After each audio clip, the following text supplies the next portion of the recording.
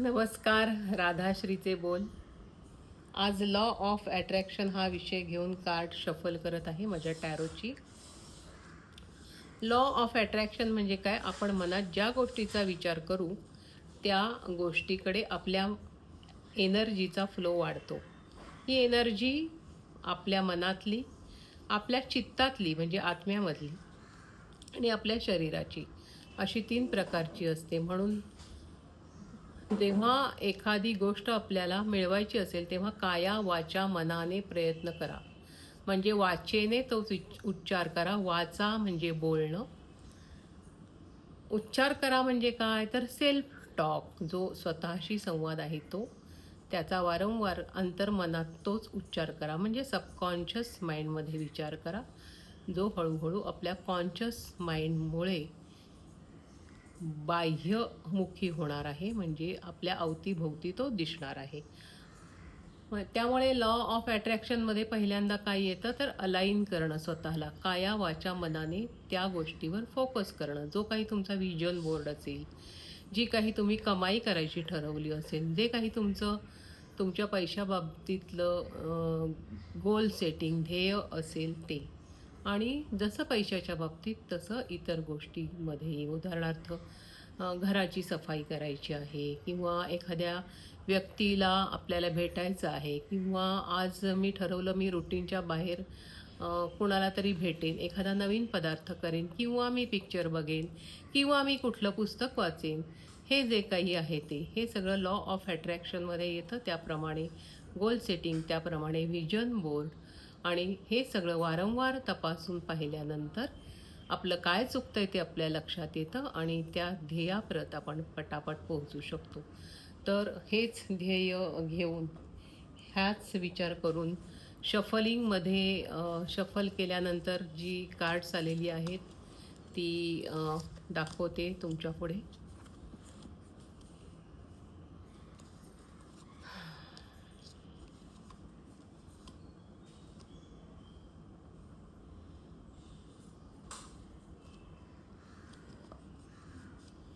Queen of cups हे card आलेलं आहे.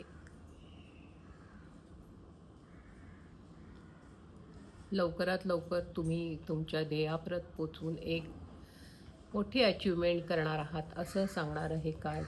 त्याचं बक्षीस तुम्हाला मिळालेलं दिसतंय या कार्डमध्ये, क्वीन ऑफ कप्स. मात्र ते काम करताना त्याच्यात पवित्रता हवी.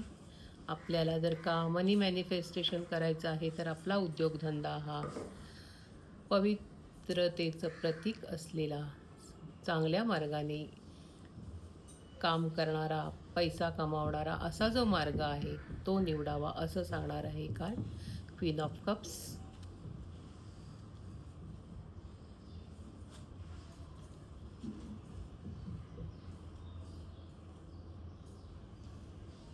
त्याच्यानंतर आहे एस ऑफ कप्स.